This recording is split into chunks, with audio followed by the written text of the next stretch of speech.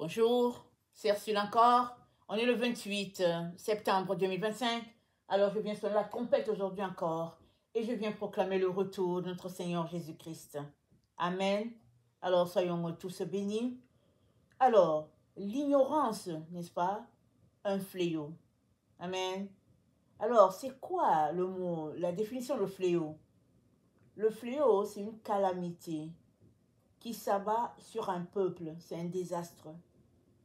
Et de nos jours, n'est-ce pas, l'ignorance dans laquelle le monde est plongé est comparée à une calamité. Bien dans l'ignorance dans laquelle, je pense que c'est, on dit une ignorance, voilà, est comparée, n'est-ce pas, à une calamité. Car le monde marche dans les ténèbres. Vous savez, les hommes ont rejeté la connaissance de Dieu.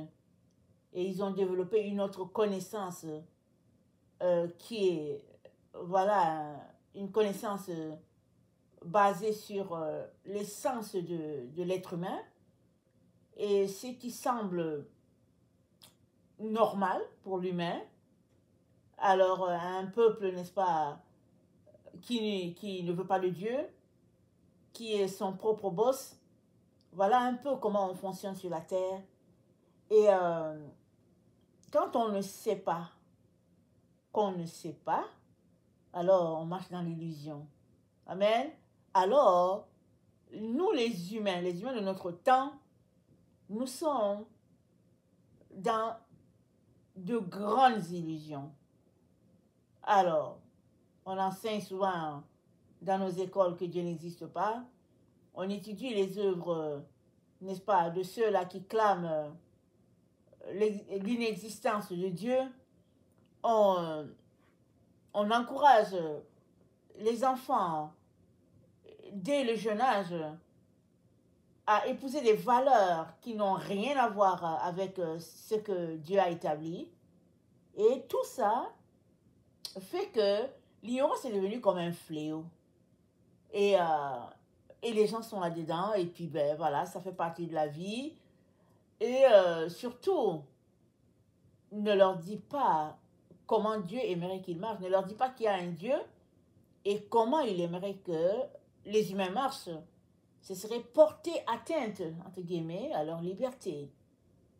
Mais notre Dieu aujourd'hui vient encore à nous, c'est lui qui fait tout le pas, il vient à nous pour nous dire que non seulement il aimerait nous sortir de l'ignorance, mais aussi et surtout, il aimerait, n'est-ce pas, marcher dans une relation d'intimité et de proximité avec nous. C'est ça qu'il aimerait. Donc, il est important que nous puissions reviser notre manière, n'est-ce pas, de voir notre Créateur. Et quand on marche, n'est-ce pas, dans l'illusion, alors on subit toutes sortes de choses que Dieu n'aurait pas aimé qu'on puisse subir. Et Michée, le prophète, dit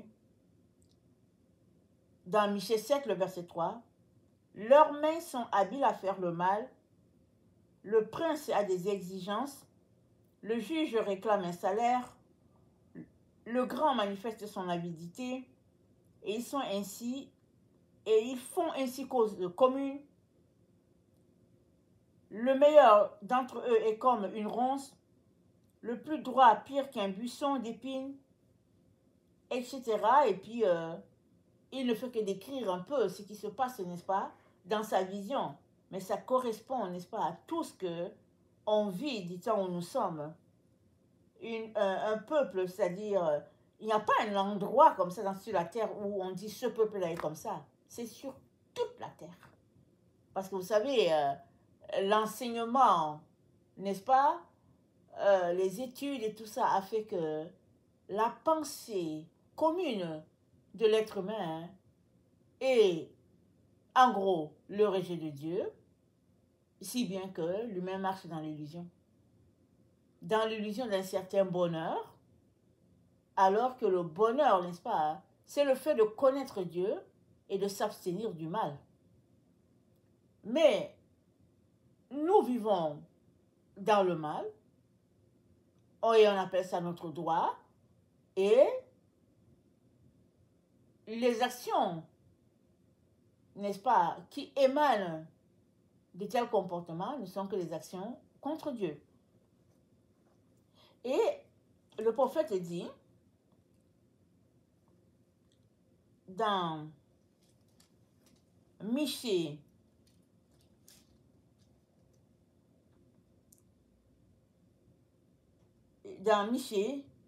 il dit, Michée 7, n'est-ce pas, au verset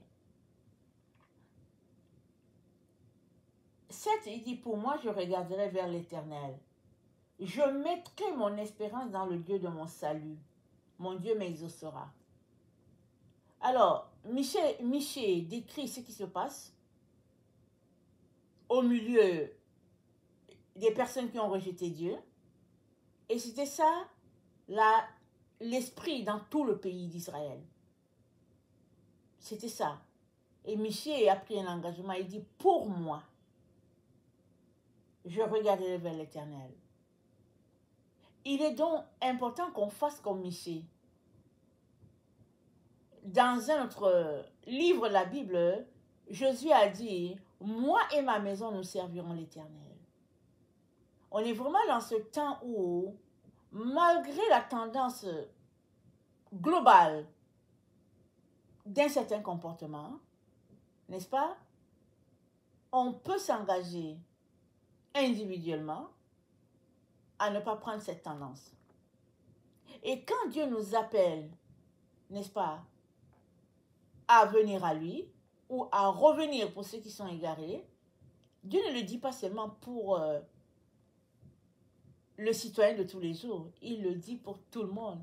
Il le dit aux leaders politiques, il le dit, n'est-ce pas, à la personne qui n'a pas tellement de considération dans la société, il le dit à tous, il dit de revenir.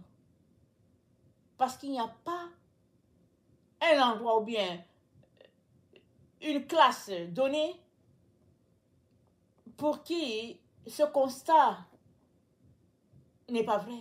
Le constat est vrai partout. Les humains ont rejeté Dieu. Mais Dieu, n'est-ce pas, nous demande de revenir. Et il va, n'est-ce pas, nous accueillir comme un père. Parce que Michée dit, il me conduira à la lumière et je contemplerai sa justice. Souvent, on n'aime pas retourner à Dieu parce qu'on se dit,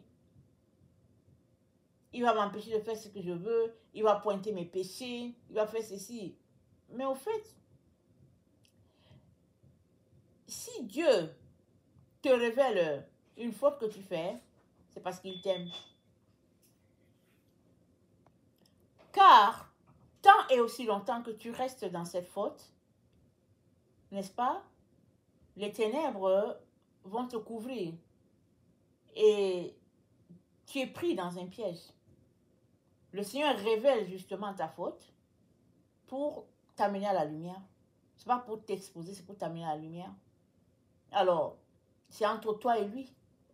Amen, c'est entre toi et lui. Et tout ce qu'il veut, n'est-ce pas,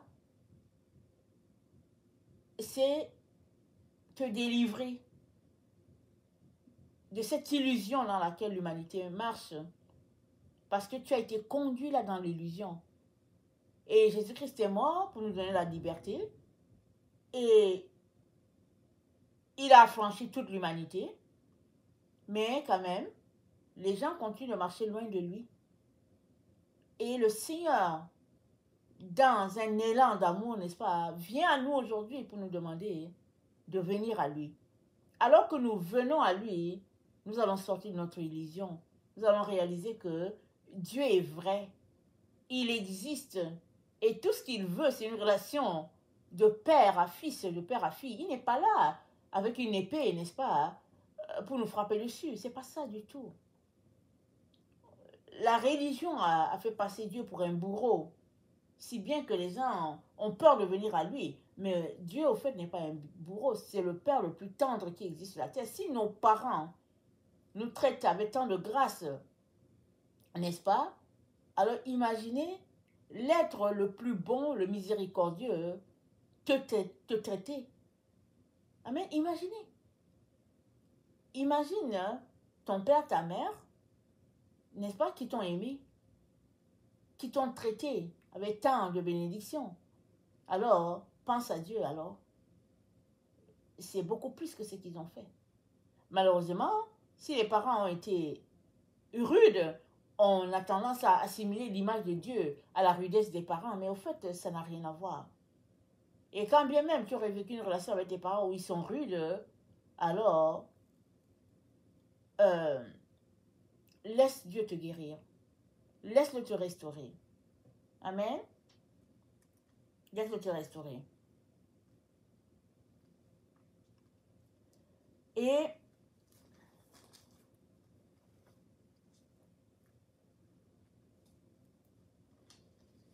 Jésus nous invite donc à mettre la foi, notre foi dans ce qu'il dit. C'est là que ça se passe. Souvent, on peut écouter, n'est-ce pas, quelqu'un apporter la parole, comme ce que je suis en train de faire, et puis on peut dire, c'est même pas vrai. Ou bien on peut écouter et puis dire, je ne crois pas. Ou bien dire toutes sortes de choses. Mais tout commence par mettre ta foi dans la chose. Même si tu ne penses pas que c'est quelque chose qui est important pour toi, commence par y mettre la foi. Commence par croire. Parce que c'est celui qui croit qui verra. Amen. Celui qui croit verra. Jésus-Christ a dit, quiconque croit va voir. Commence par croire. Et si tu n'as pas la foi pour croire, dis à Dieu, Seigneur, donne-moi la foi. Je n'ai même pas la foi pour croire que c'est possible. Je n'ai pas la foi pour croire à une relation entre toi et moi en tant que Père. Viens à mon secours. Dieu va venir à ton secours. Amen. Et nous sommes dans ce temps vraiment intense sur la terre, on peut le voir. C'est pas nouveau, n'est-ce pas? Mais Jésus-Christ l'a comparé à les douleurs d'enfantement d'une femme.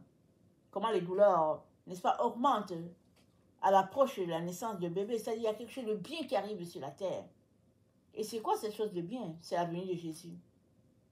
Et alors que cette chose de bien est en train de s'approcher de la terre, alors on subit épreuve sur épreuve. Et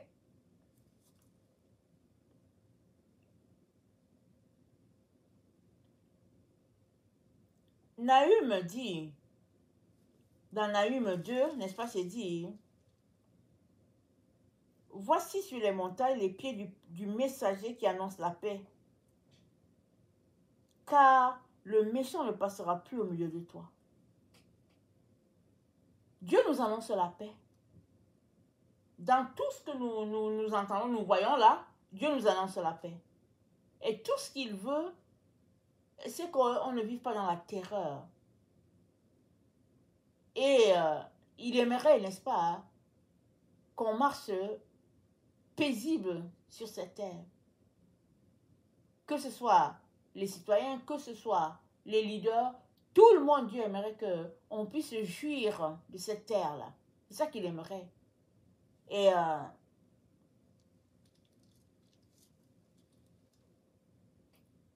la paix, n'est-ce pas, appartient à tous ceux-là qui vont croire que la paix est possible et qui vont s'approprier cette paix-là malgré les difficultés, n'est-ce pas, qu'on voit sur la terre. Alors, notre Dieu nous dit, nous sommes tous dans Nahum 2, le verset 2, c'est dit, le destructeur marche contre toi. Regardez, il y a des destruction un peu partout sur la terre. On ne peut pas cacher ça, c'est là. Mais qu'est-ce que Dieu nous dit? Il dit, garde la forteresse, veille sur la route, affermis tes reins.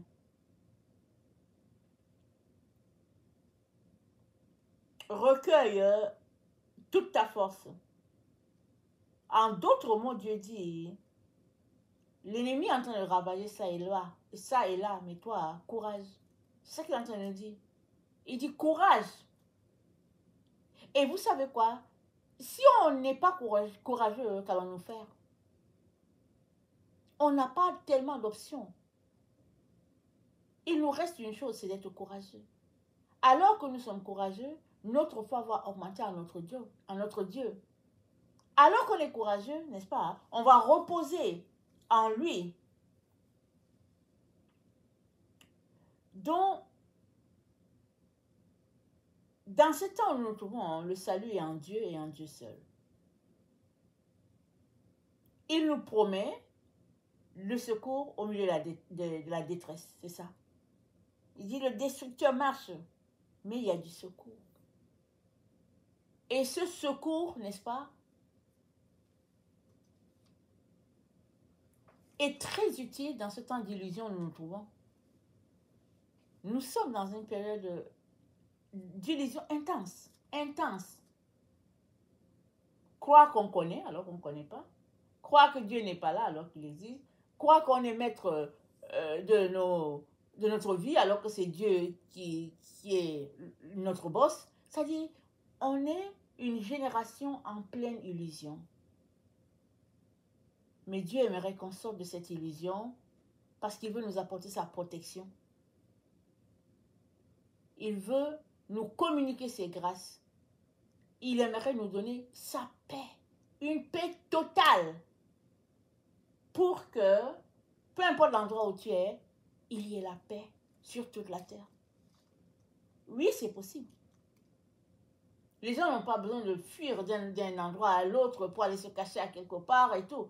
Non, la paix, c'est possible sur toute la terre. C'est pas juste à un seul endroit où il y a la paix. C'est pas juste à un seul endroit là où il y a, n'est-ce pas, de quoi pourvoir à ses besoins. Dieu a pourvu, parce que Dieu c'est le Dieu des nations. Amen. C'est le Dieu des nations. Et il détruit les desseins des hommes. Pourquoi? Pas pour les écraser, mais parce que c'est lui qui nous a créés. Et il est un Dieu qui aime les gens. Il est donc très important, n'est-ce pas, qu'on puisse répondre à son appel, l'appel qu'il a de nous protéger, de nous secourir, et en répondant, n'est-ce pas, on est en même temps en train de changer notre position par rapport à lui. Alors si tu n'essayes pas, tu ne sauras pas s'il est vrai ou pas. Alors tu as besoin de dire, ok Seigneur, voilà ce que j'entends, je vais te faire confiance, je te donne un temps pour essayer, et puis tu vas voir. Tu vas voir si Dieu est vrai ou pas. Amen. Mais si tu restes de glace, jamais tu ne sauras.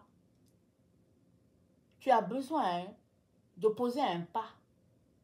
Et Dieu, n'est-ce pas, va poser tous les restes parce qu'il va te montrer qu'il est un Dieu pour toi et que tout ce qu'il veut, c'est t'aimer et te sortir de l'illusion dans laquelle tu es, parce que c'est l'ennemi qui est en train de te tromper, te faire croire que Dieu n'existe pas ou que Dieu ne t'aime pas ou bien que, tu n'as pas besoin de lui. On a tous besoin de Dieu et le salut est en Dieu seul. Et si bien que il est temps, n'est-ce pas, qu'on puisse réviser notre position. Si on fait partie de ces gens qui sont braqués contre lui, qui ont notre position, n'est-ce pas, de non-retour par rapport à lui, peut-être parce qu'on a subi des choses au niveau de l'Église, peut-être parce qu'on a été abusé par un tel leader et tout, on ne sait pas, chacun a des raisons, n'est-ce pas, de justifier pourquoi il se comporte comme ça envers Dieu. Chacun a des raisons. Mais il est temps de laisser aller le passé, de laisser aller nos blessures, n'est-ce pas? Et de laisser Dieu nous changer, nous transformer. Et la Bible dit, venez, sentez et goûtez. Voyez combien l'Éternel est bon. Tu ne peux pas goûter ni sentir sa bonté si tu ne viens pas. Si tu restes distant et puis tu dis que ouais, Dieu est comme si, Dieu est comme si, Dieu est cela. Non, non. Choisis aujourd'hui de laisser tomber n'est-ce pas, tes pensées erronées par rapport à Dieu, de laisser tomber l'illusion dans laquelle tu vis, et puis laisse Dieu te montrer qu'il est Dieu et que tout ce qu'il veut, c'est t'aimer et te protéger tous les jours. Mais surtout dans ce temps où nous nous trouvons, il veut te donner sa paix. La paix, elle est juste garantie en Dieu. C'est tout. Parce que peu importe ce qui t'arrive, tu as la place garantie auprès de lui. Amen. Que le Seigneur bénisse sa parole et que nous puissions prendre une décision, n'est-ce pas? Commencer une relation avec Dieu. Et plus on va s'approcher de lui, plus les illusions de nos vies vont fuir. Amen. Soyez tous bénis. S'il y a quelqu'un qui aimerait donner sa vie à Jésus, c'est par une simple prière, n'est-ce pas? Je t'invite à répéter après moi. Ce n'est pas une prière miracle. Tout le monde peut faire la prière. Et pourquoi il faudrait prier? En ouvrant la bouche, parce que la Bible dit c'est en confessant de la bouche qu'on parvient au salut. Alors, certaines personnes le prient dans leur cœur, mais la Bible nous encourage à prier avec la bouche. Parce que la Bible dit, les démons aussi croient qu'il y a un Dieu et puis ils tremblent. Ça veut dire que une fois que tu confesses de ta bouche que tu as donné ta vie à Jésus, les démons comprennent que il a viré, il a changé de camp. Amen. Alors c'est dit, les démons pensent qu'il y a un seul Dieu, eux aussi ils tremblent. Alors, en confessant de la bouche, n'est-ce pas, on parvient au salut. Alors, merci de répéter après moi, Seigneur Jésus, merci de me révéler combien tu m'aimes. Pardonne-moi pour l'illusion dans laquelle je marche et je vis. Oui, j'aimerais te connaître mieux. Aide-moi à te découvrir. Aide-moi à faire tomber les écailles de mes yeux et donne-moi la compréhension de qui tu es. Merci Seigneur pour tout ce que tu vas faire. Amen et Amen. Que le Seigneur bénisse sa parole et que, n'est-ce pas, nous puissions tenir notre engagement et nous allons voir les choses changer par elles-mêmes. Alors que nous venons devant Dieu, les choses vont changer. Amen. Soyez tous bénis. Amen et Alléluia. Amen.